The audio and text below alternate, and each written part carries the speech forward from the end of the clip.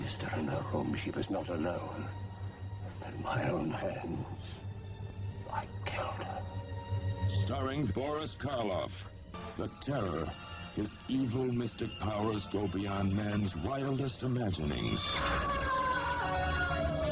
The Terror, empowered to avenge, to reward, to transform. I do love you. Is she a blood and flesh beauty a man can enjoy? I am possessed of the dead. Or is she a gossamer myth, created by a madman's distorted desires? Take your life as you took mine, and bring us together forever. Join Boris Karloff, the Frankenstein monster of all horror motion pictures, in his most blood-chilling screen experience.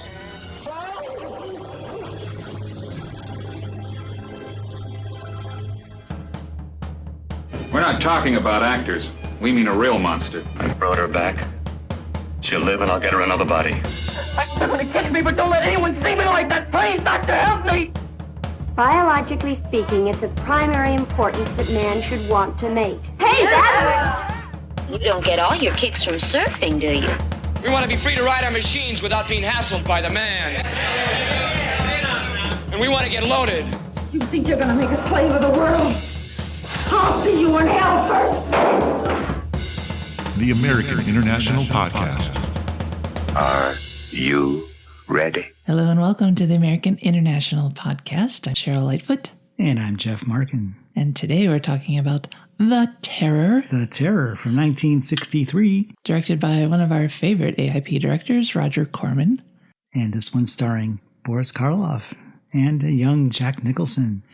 We should probably mention that there's 5 uncredited directors besides Corman. And one of them is Francis Ford Coppola. Another is Jack Hill. And Jack Nicholson even did some. I couldn't find anything that actually said what he directed. I think I read somewhere that he did something on The Last Day. Is that like getting a producer credit just because you showed up? Probably. And Dennis Jacob and Monty Hellman were the other directors. We know Jack Hill from Coffee. So Roger Corman also produced this. And the cast is kind of small. It's got a small cast. It's a really low budget because Roger Corman produced it. But we'll get into the backstory later, I'm sure. But it's interesting that this was on the back end of an AIP production and then produced independently. The Raven, correct? It was, right, yeah. Same sets and just sort of like whipped a movie together at the end of that production. Our cast includes Boris Karloff as Baron von Leppe, Jack Nicholson as André Duvalier, the allegedly French soldier, Dick Miller as Stefan, the Baron's trusty servant, Dorothy Neumann as Katrina, the witchwoman, and Jonathan Haze as her trusty servant, Gustaf. And Sandra Knight, a.k.a. Mrs. Jack Nicholson at the time, and for a few more years, as Helene, a.k.a. Ilsa. A lot of people have 2 roles in this movie, which we will get to. So Corman considered this to be part of the Poe cycle, even though it wasn't based on a story of Edgar Allan Poe. It's like an honorary title. This is Corman's version of Edgar Allan Poe. Well, it's the way he imagines a Poe story would go, which he created basically out of whole cloth. And like so many of the other Poe movies that Corman was involved in, it starts off with a castle. It's a dark and stormy night. This castle is on the seaside, so there's waves crashing against the rocks. It's dark, it's gloomy, it's stormy. And then we go into the castle interior. And inside, sort of stumbling down the stairs, we see the Baron, Boris Karloff. Yeah, he looks like he could use a handrail there.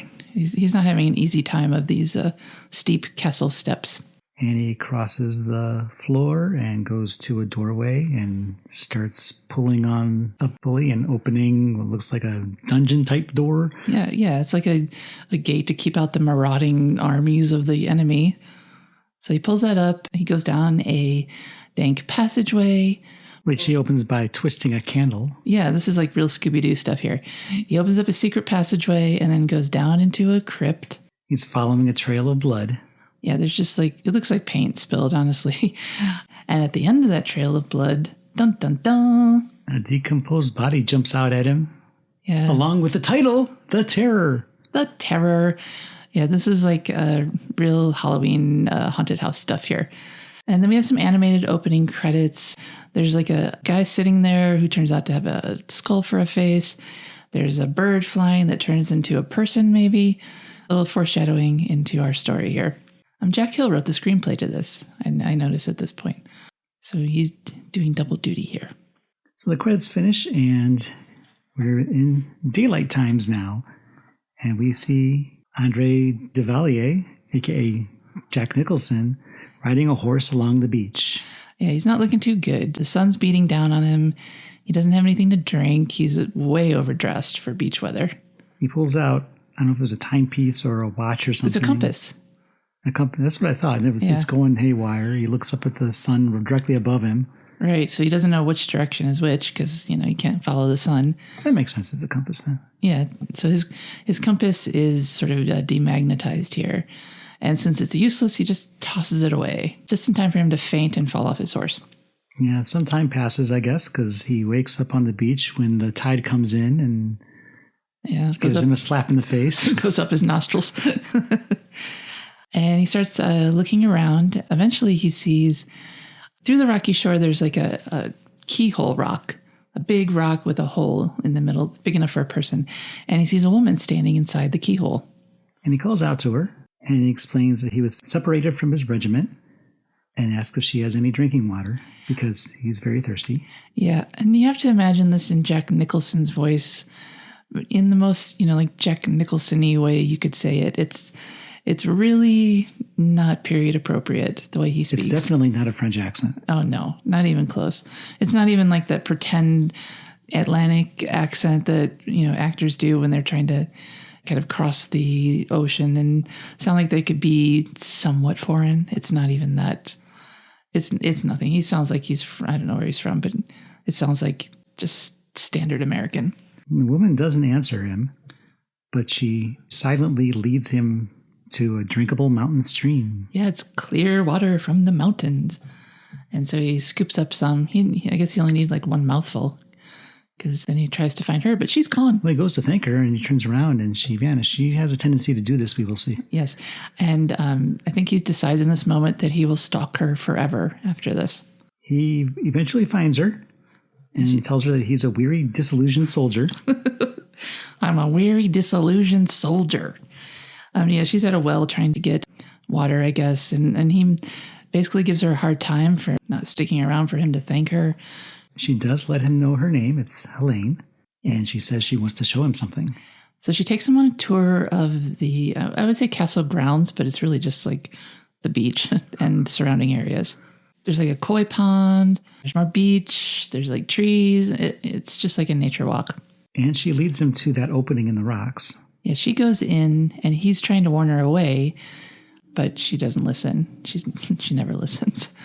No, and she does that disappearing act again. Yeah, she's like magic.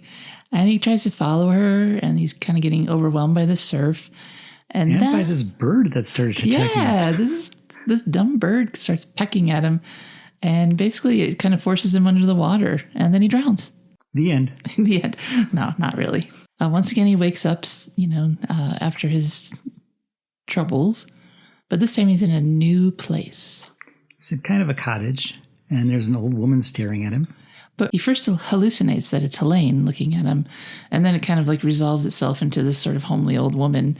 So I can imagine his disappointment. And she gives him a spoonful of something. Some tincture. There's also that bird is there, but it's on a perch and it's not attacking him anymore. He asks about the bird. Yeah, he mentions that he was attacked by that bird. And the old woman says... She scoffs at him. Yeah. And for one thing, it's not a boy bird, it's a girl bird, and her name is Helene, which immediately sparks Andre's interest. And she brings Helene, the bird, over to André, and it immediately gets fussy again. Yeah. Some people just don't have a way with birds. I don't, I know. But Andre's not interested in birds. He wants to know where the girl is. And this is the first of many times we will hear this. The old woman says, "There is no girl. There is only bird." Yes. So Gustaf, the servant, comes in.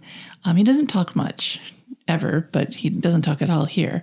However, when the old woman's not looking, he sort of gives him this sort of sign that I interpreted as, she's a witch. Okay, I had no idea how to interpret that, so thank you for that. Oh, no problem. He puts his like... He's voguing. Yeah, he vogues. He puts his like fingers in a V shape over his eyes, and to me, that she's something supernatural.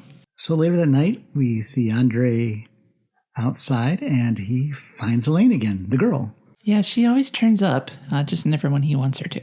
He says hello and has kind of a one-sided conversation.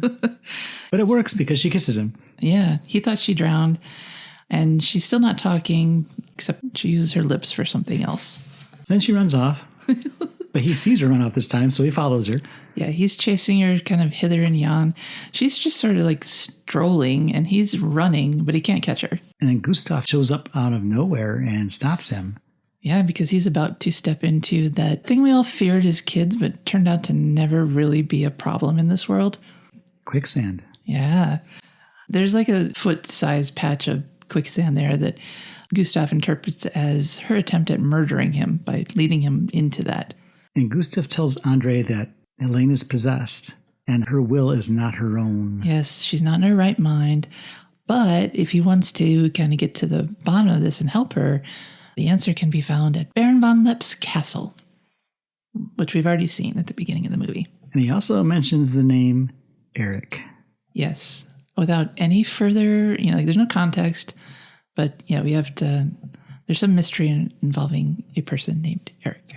So back at the cottage, André once again asks the old woman, where is the girl?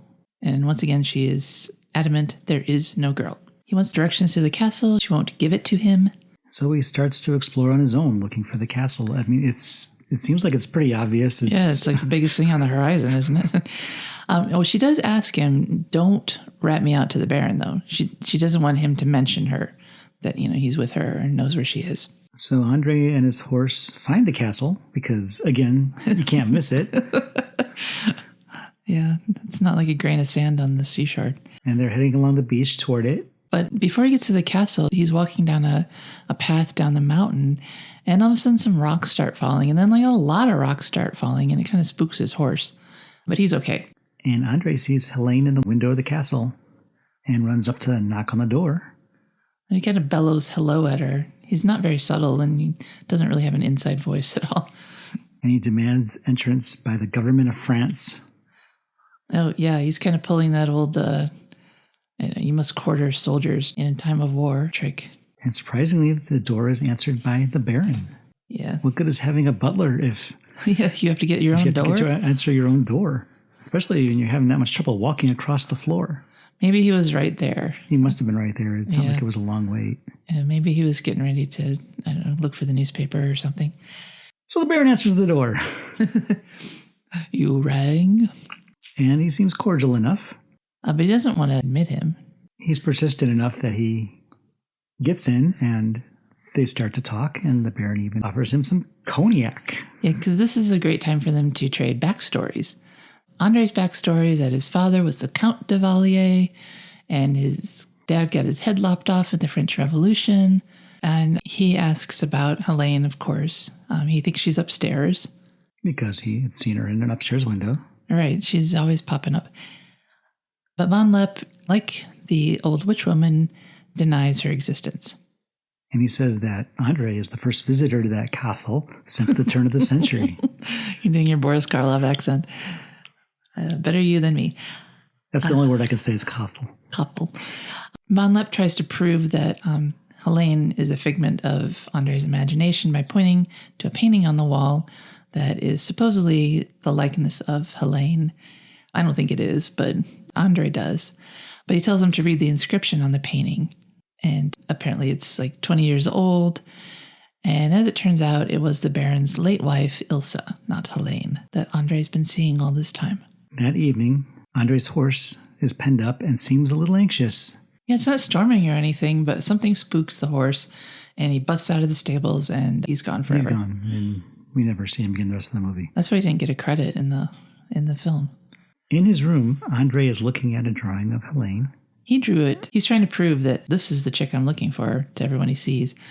So he showed it to the old woman, and she's like, "Meh." And he brought it to the castle. And he's looking it over, and then all of a sudden, she's outside the window. And he yells down to her, but she doesn't stop because that's not her thing. Yeah, there's sort of like a graveyard here, and the graveyard leads to the crypt that also leads back into the castle. So so you understand the layout of this place. So he's going to run down after her, but he finds he's locked in the room.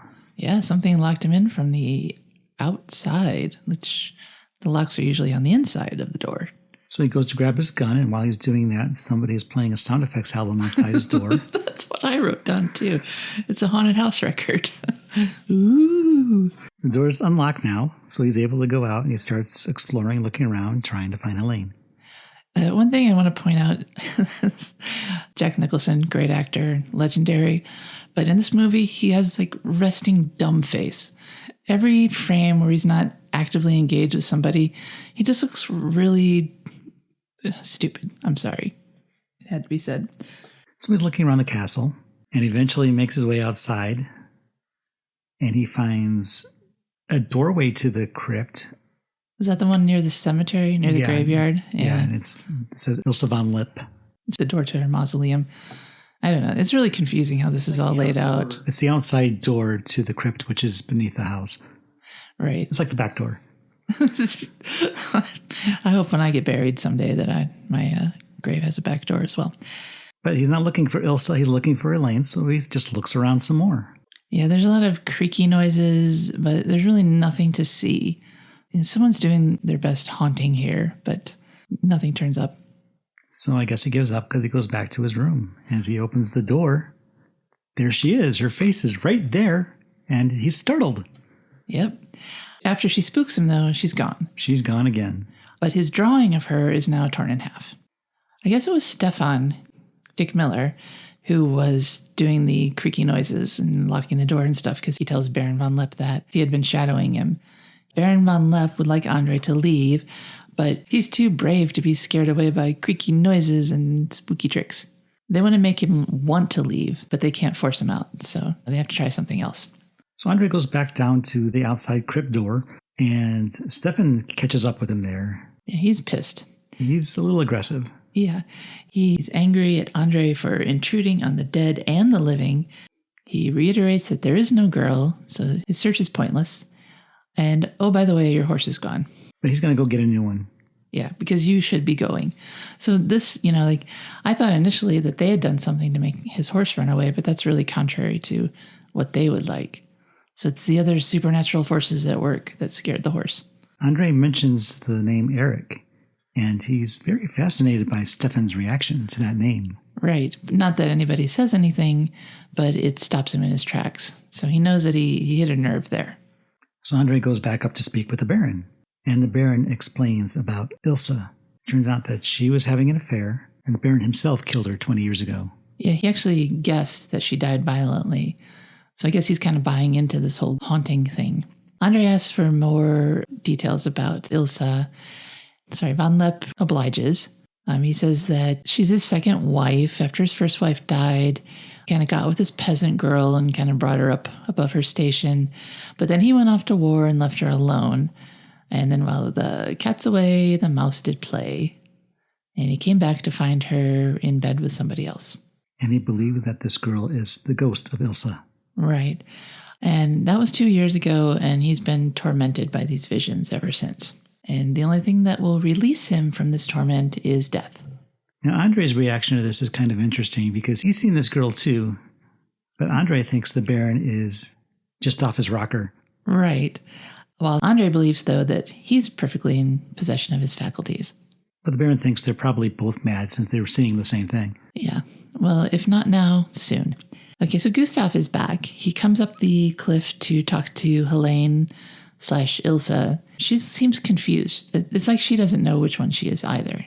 Yeah, she's speaking rather cryptically. Right, but you get the gist of what's about to come up. There's going to be a murder-suicide soon. And he tells her not to do this evil thing and she needs to return to the sea. Yeah.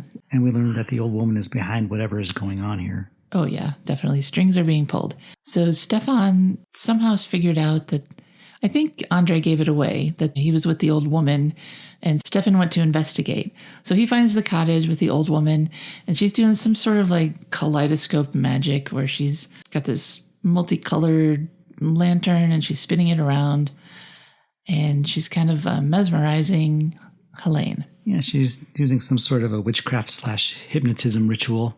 Right, although she does deny it's not mesmerism. Stefan bursts in and confronts the old woman. Well, he invites himself in. Yeah. Nobody cares about decorum. And he wants to know why she is squatting on the Baron's property. Right. She's not supposed to be there. She claims she's only been there for 2 months, but he's caught her in a lie because it's really been like 2 years. But that's on him for not looking around, you know. Keep track of your outbuildings. He too asks about the girl, and she says there is no girl. And wasn't she just there? But now she's gone? Because he saw her. Well, she has a tendency to disappear. Yeah, she vanishes like But she was sitting there because he saw her doing this not mesmerization thing to her. Right. And she's like reprogramming her, updating her mission. So Stefan gives her 24 hours to move out. And we learn that the house belonged to Eric. Yeah, whoever Eric is, that used to be his place. Okay, so we're back at the castle. André is not going to leave. Von Leppe is not going to kill him. So we're kind of at a stalemate here. Yeah, Stefan is talking to the Baron and tries to persuade him to kick André out. But he kind of can't do that without being violent. There's no way to achieve that because André is really fixated on finding this girl. And because it's the early 1800s, André is just wandering around the castle again because there's nothing else to do. Yeah, there's a lot of repetition in this movie where the same thing keeps happening. It's a short runtime, but it could have been even shorter. So he finds an unlocked door and enters through the door. In that room, there's a gun. I think that's the Baron's gun. There's also the portrait of Ilsa, which the Baron said, you know, he took down to get it cleaned, but obviously he lied because there it is in his cupboard. And he sees the door lock itself. You can see the ghostly hand of something moving the latch on the door. He hears a woman's voice call to him, André, help me. Come to me. I need you. Right, which is probably, again, part of the Haunted House soundtrack. So he'd go after that voice, wherever that may be. Yeah, the door's now unlocked, so he just heads back out in the hall, and he sees the Baron and follows him. Yeah, was he downstairs at the time, or is he upstairs here? All the rooms upstairs look like his rooms, so it's really hard to tell. Yeah, there's not a whole lot of set variety here. André is now outside of a door through which he can hear the Baron talking to a woman. So André breaks the door down, and there's just the Baron. There's no girl. Like everyone keeps telling him, there is no girl. And the Baron is quite insulted to have been disturbed in this manner. Right. So at this point, I think they both agree that André should leave. And he does. I mean, he leaves the room. He hasn't left the castle yet. But he's going to because Stefan has brought a horse. Right. And as André prepares to leave, he asks Stefan about Eric. And finally, we find out who it is. Of course, you could have guessed by now. It's the man that Ilsa was having an affair with. The ill-fated lover. So André's headed back to find his regiment, I guess. And we notice Gustaf standing on the edge of a cliff, and he's motioning to André to go back, I think. Yeah. He's not really clear with his hand signals. No, that wasn't as obvious to me as the witch sign. So he's trying to get his attention, and if he had a chance, he would give him a message. But unfortunately, our friend the hawk is back, and she pecks out his eyes. And he stumbles around eyeless and then falls down the cliff. But that's not the end of the story, because André goes to see what happened to the body, and he's not dead. He still has enough breath for one final message. And he kind of croaks out, "She's seen you. She loves you. You must help her tonight. Go back." And then he dies.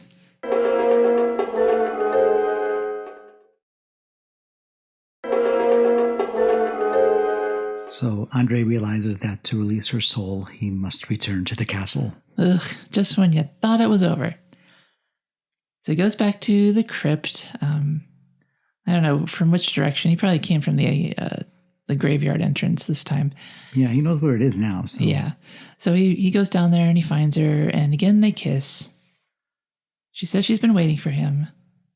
And he's been searching for her to help her. Yeah, so you think, wow, this is the happy ending of a love story. But she wanders in strange places at strange hours. Yeah, and she's so cold at night. It seems like she's kind of doomed to wander at night, even though it's cold and she hates it. And she says that she is possessed by the dead. And André tells her that there are doctors in Paris who can do wondrous things with the mind. Yeah. Come with me, crazy lady. I'll fix you. She says she's possessed of the dead, and he says, no, you're a warm, living woman. And for some reason, this is not a red flag. Yeah, I know. This movie is a giant red flag. Don't base your relationships on the terror, please. So she's still afraid of the night, and he says, love me, and there is no fear. And he asks her to go back with him. She does love him. Based on what? I don't know. But she does say that she loves him. And she doesn't say she'll go back with him, but she's not saying no. Yeah, she did not say she was going to. But he turns his back for a second, and that's her cue to disappear again. You got to keep eyes on her at all times. So André goes back to the castle, and he follows the Baron as he goes to the same ritual as he did before the credits at the beginning of the movie, where he walks across the floor. It might be the same footage. I'm sure it's the same footage. Yeah. Why waste a good shot, right? So he pulls on that gate door and then twists the candle and goes down the passageway. And the door's left open, so André's able to follow. Von Leppe is down there speaking to Ilsa's casket, which is not in a mausoleum or anything. It's just sitting in the middle of the room. Stefan had... Did he pull it out for them? Yeah, he had explained that the crypt was beneath the house. Yeah, it's just like this huge room, though. It's more like a warehouse than what you'd imagine a small family tomb to be. Von Leppe says he's going to join Ilsa soon. And that Stefan will be flooding the crypt, and then they will be together. Why would Stefan do that? What's in it for him? I didn't understand that part. One of many things I don't understand in this movie. So Ilsa / Helene appears to the Baron and tries to convince the Baron to end his life so that they can be together, which is interesting because just a second ago, the Baron said that he was going to do just that, but now he seems reluctant. Right, because it's a sin. He's probably Catholic. You commit suicide, you're damned forever. You can't even be buried in consecrated ground. So he doesn't want to do that, even though you're right, he just contradicted himself. Well, that's why Stefan was going to flood the crypt for him, because then it's not. Okay, but assisted suicide is still suicide. Just like if you hire a hitman, you're still a murderer. So André comes into the room and sees this and demands, let me see who you really are. Yeah, in the most flat nasal affect you can imagine. So he runs after her. The Baron tries to stop André. They struggle briefly. André pushes him down and he turns around, but she's gone because that's her. That's her MO. That's her thing, yeah. The Baron collapses and must be taken to bed. And Stefan is tending to him and says that this is all in his mind. They'll just have to wait it out. It's happened before. Yeah, it's like a seizure, he calls it. But really, he probably needs a good rest. He's been walking up and down those stairs a lot. So André says to Stefan that he would like to see the chapel, and he knows that he must have keys. Right. Even though everyone's been going in and out without the key ring all this time, now all of a sudden it's locked. So they go to Ilsa's tomb and try to force it open, but that door will not give. No, Stefan turns the key, but it won't open, and he says the hinges are rusted solid. Yeah, I don't know what's going on here. They were just at her grave. They were just standing next to her coffin. But now they can't get in. Like, who designed this? It's just crazy. And they notice there's a light in the Baroness's room upstairs. Yep, they go up to investigate. Once again, the door is locked. But they get in, and there they find a cradle. Did the Baroness have a child? Yeah, nobody knows. Like, Stefan wouldn't know. He's only been there 20 years. How would he know? Then the Baron appears and dramatically says, "You spare me nothing." Well, I guess that was a secret, so I guess there was a child. You know, in the Wikipedia credits, it says Stefan is the Baron's child. Although he doesn't look like he's born 20 years ago. So, Dick Miller's a little over 20 at this point. So I don't know about that. The Baron's got his gun, and he tells Stefan This time, André really must go, and if he won't, shoot him. So André and Stefan leave. The Baron calls out to Ilsa. She's here. Yeah, of course. Like, you can call her, you just can't keep her. And again, she asked him to take his own life, as he did hers, so that they could be together forever. And once again, he's not thrilled with the idea. But he says that he will do just that. Yeah, I guess I'd want this to be over too. It's just like every night this goes on. God, how annoying. Outside, Stefan is escorting André off the property, and they see Helene. Yeah, so she's simultaneously in the graveyard outside the crypt and in the Baroness's tower with the Baron. So that's, I don't know if it's a continuity error or if there's something like, if it's a supernatural visitation. The sight of her inspires André to fight back. And from this point on, poor Stefan is beat up by everybody he comes in contact with. Yeah, he takes a licking. So first it's Andre's turn. He kind of overpowers him and takes the gun, and he runs off with it. And guess who's there? It's the old witch woman who has a name. It's Katrina. Not that it matters. Also, the bird is flying around. Right. And he tells her to signal it not to attack him because I guess that was imminent. There's a pattern there for sure. And she explains that she's doing all this for vengeance. Yeah, she's Eric's mom. Who would have known? And she's using Helene, as we all surmised, to force the Baron to kill himself. Which the Baron is on his way to do right now. He's going through the same pattern of going across the floor, opening the door, turning the candle, heading down to the crypt. Right. For the last time, though. Hooray. Stefan comes in as he's at the gate and tries to stop him. But Victor decks him because nobody has any patience for Stefan anymore. No. You just stop with your meddling, go open the floodgates like you're supposed to. Which is kind of sad getting beat up by a very old Boris Karloff. Poor Dick Miller.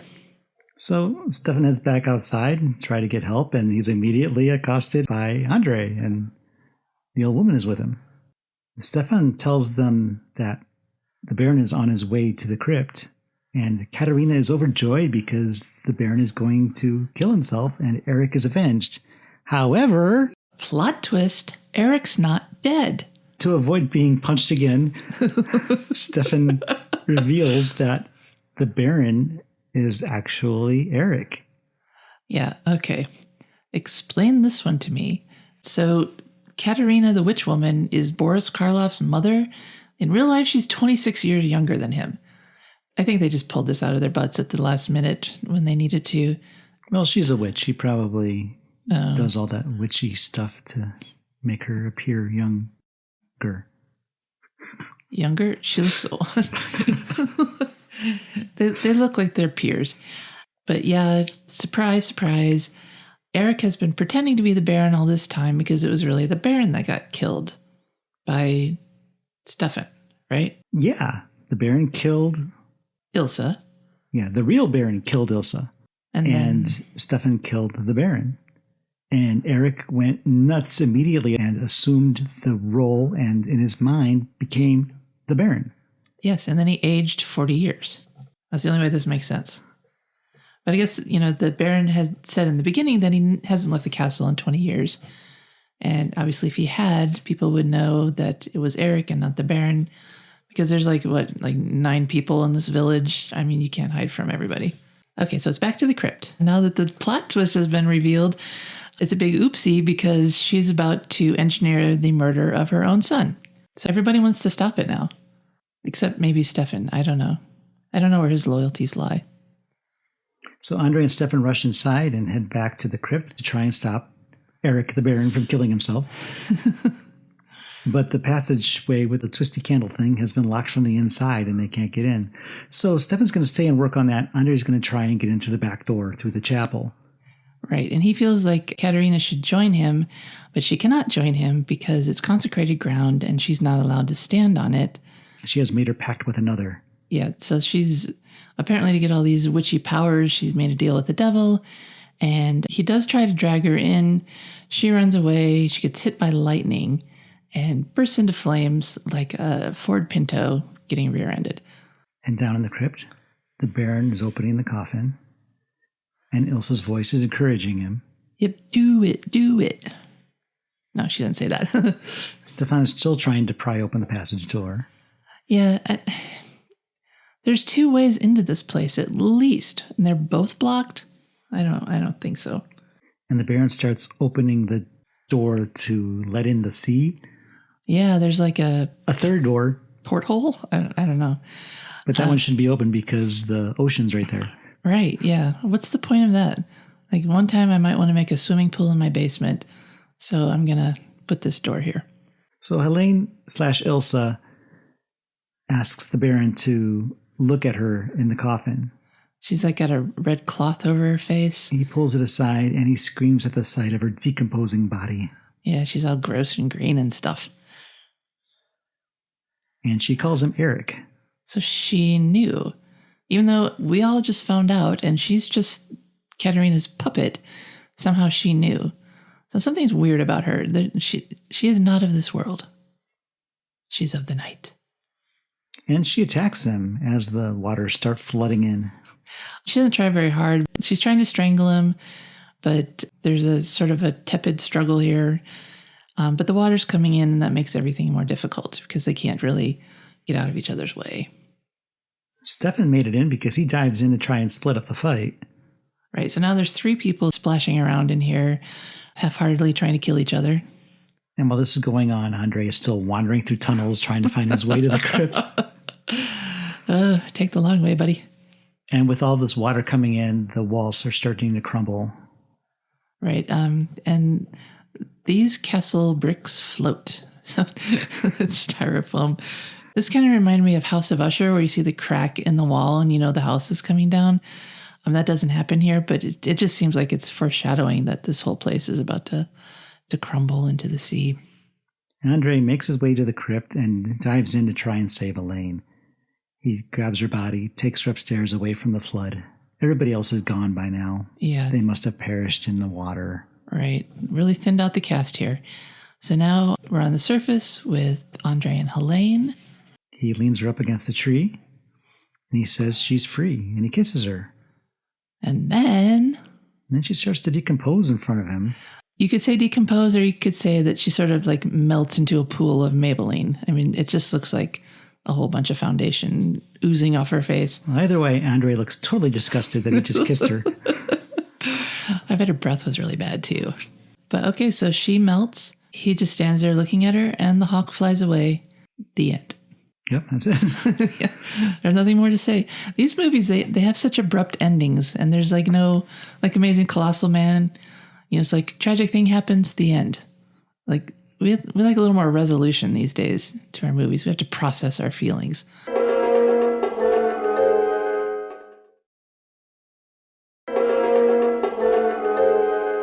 You're listening to the American International Podcast, and we're talking about The Terror from 1963. So there's a really interesting backstory to the production of this movie.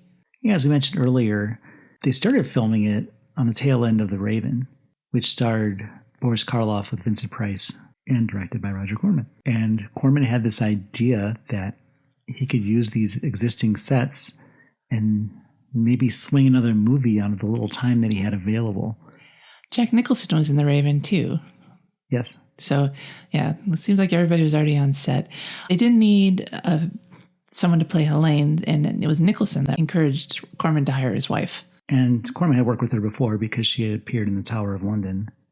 And the rest of the cast were all Corman regulars. Except for Boris Karloff. Boris Karloff had previously done The Raven, so he was available. Right, but they needed to do it fast. So they finished The Raven on a Friday, and then they had to do this movie, all the Karloff shots, over the weekend. Right, because he was still contracted to work through the weekend. So Corman wants to out-Poe by doing his gothic movie, but he doesn't really have a script. According to Dick Miller, Corman called writer Chuck Griffith to say, write me a bunch of scenes for Boris Karloff and this castle. And Chuck said, what's the story? And Roger said, no story, just a lot of castle, you know, in and out of doors, very mysterious. So, you know, you can tell they're just really winging it. And so they had, I read 60 pages of script to film over these 2 days. Right, that's a lot. That's a lot because you generally get 1 minute of screen time per page. So right, and the movie's only 80 minutes long. One other fun fact is that he did not get permission from AIP to use their sets. So he kind of did the don't ask permission, ask for forgiveness later deal here. And it all worked out because I guess Samuel Arkoff was like, you're going to come to me for the distribution deal anyways, so I will retroactively give you permission. Well, because the cast was full of Corman regulars, a lot of these actors would appear in other AIP movies. Boris Karloff had obviously just appeared in The Raven and would in the future appear in Black Sabbath, The Comedy of Terrors, Bikini Beach, Die Monster Die, and The Ghost in the Invisible Bikini, and then a couple years later in The Crimson Cult. Wow, that is a lot. We mentioned that Jack Nicholson had appeared in The Raven, and he would later appear in Psych Out. Jonathan Haze, we saw him in The Fast and the Furious, and he was in It Conquered the World, The Oklahoma Woman, Viking Women in the Voyage to the Waters of the Sea Serpent, or whatever that's called. 5 Guns West, Apache Woman. Gunslinger, Teenage Caveman. By either American Releasing Corporation or American International Pictures. Right. So Jonathan Haze is an AIP staple. He's a Corman staple because these are all Corman films. Oh, well, yeah. And Dorothy Neumann, who played Katrina, was in Hot Rod Gang, The Undead, and Ghost of Dragstrip Hollow. And even Sandra Knight appeared in Bloodbath. And of course, Dick Miller, who will turn up in so many movies for AIP. One reason Corman had to turn to other directors is that he ran out of money, couldn't shoot the rest of the pictures with the union rules, so he could not direct himself because he was a union guy. So he had to get non-union directors to finish the movie. Right, so Corman basically did any part with Boris Karloff in it, and any scene that without was probably directed by somebody else. Right, and there are a lot of people to choose from. We had Francis Ford Coppola. Corman had worked with him on Battle Beyond the Sun and The Haunted Palace. So he got to direct the rest of The Terror, except for some second unit footage. And with only half the script written, I feel that this whole thing has a bit of an improv feeling to it. It really does. I know they had to shoot some scenes like months later, and Dick Miller had reworked his sideburns and gained some weight. So if you watch carefully enough, there's kind of an error in continuity from shot to shot, where he might look a little different. And a lot of the stuff shot later was done in close-up because by that time the sets no longer existed. Right, yeah. So there were a lot more close-ups than you might see in some of the other films. Some of this footage ended up in Peter Bogdanovich's movie, Targets. Bogdanovich said that Corman told him he would finance a feature if Bogdanovich could use 20 minutes of new Karloff footage, and 20 minutes of The Terror, and 40 minutes of new material with other actors. Although Bogdanovich called The Terror an abomination, but I guess he liked the opening sequence and he wanted to use that footage. Yeah, if you've seen Targets, it plays on a drive-in screen. Right. So he didn't try and repurpose it. It was just, someone watching this movie. This movie was released on a bill with Dementia 13 as the double feature. Which is widely known as Francis Ford Coppola's official debut as director. Another fun fact is that Jack Nicholson claims that he did almost drown in the surf while they were shooting this movie. And also his daughter Jennifer was conceived on set. So just like in The Wild Angels, there's an AIP baby. There's kind of a sad story associated with this movie. Boris Karloff did not get paid for this. Well, in theory, he was already still contracted from The Raven, which was the logistical reason for not being paid for this. Right, but he was promised $15,000 provided the movie made over $150,000, which it didn't. But he did get paid for Targets, I guess. So you got some money out of it. But that was like 6 years later. Yeah, and he didn't get money until he agreed to be in that movie.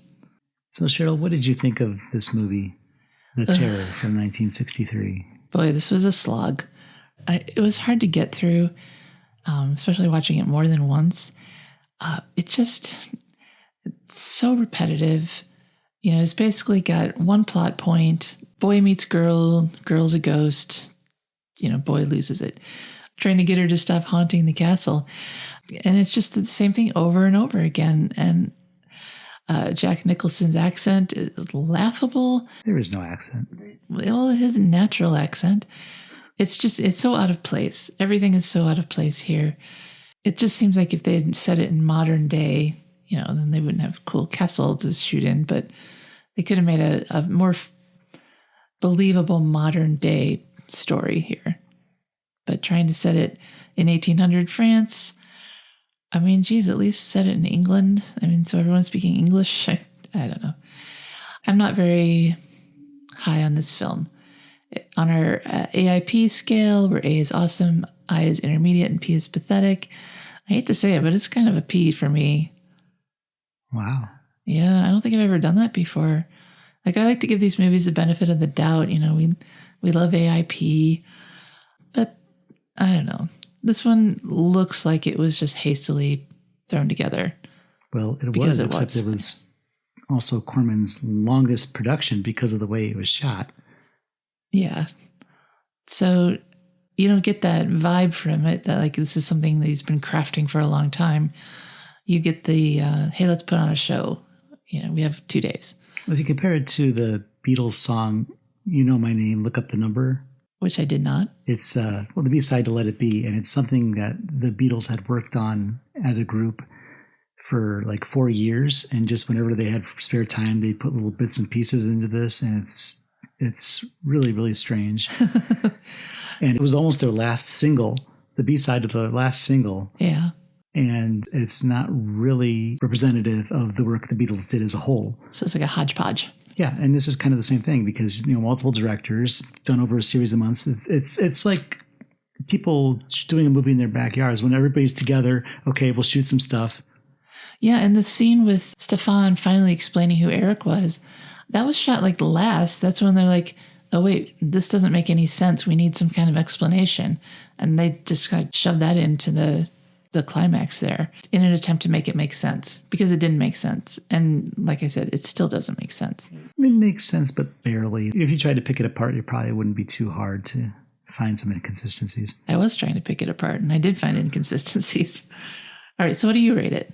I really enjoy this movie. Really? It's so crazy. And a lot of that, I think, is because of the backstory and how it was made. Okay, I was taking that into consideration. It's an interesting story. It is. Know that this is the first time I've watched it twice in 1 week, and I didn't really want to watch it a second time. Nope. Even though the second print was actually a much better print than what we watched the first time. Yeah, we did find a better source for our rewatch. But I'm still going to give it an I. I knew you would. I don't fault you that. It's fun to watch everybody in this movie, even doing the nutty things that they do and doing the same things over and over again because it's Boris Karloff, it's Jack Nicholson, it's Dick Miller. I know, I love those guys. It's Jonathan Haze. I mean, I don't know, I don't love him, but I mean, he's a great guy. It's just if they had tightened it up, if they had spent some time on this. They spent a lot of time. It was Corman's longest production.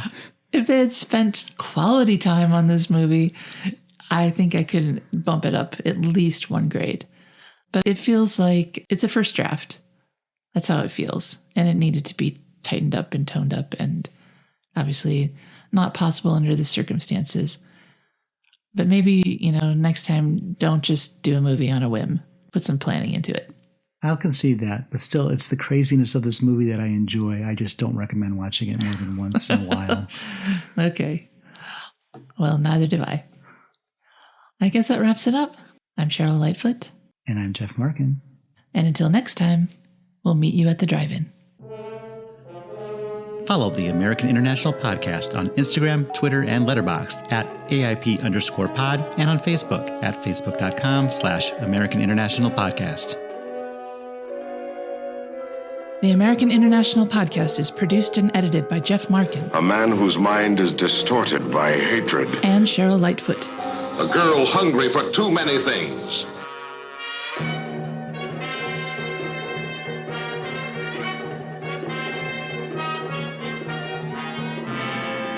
The American International Podcast is part of the Pop Culture Entertainment Network.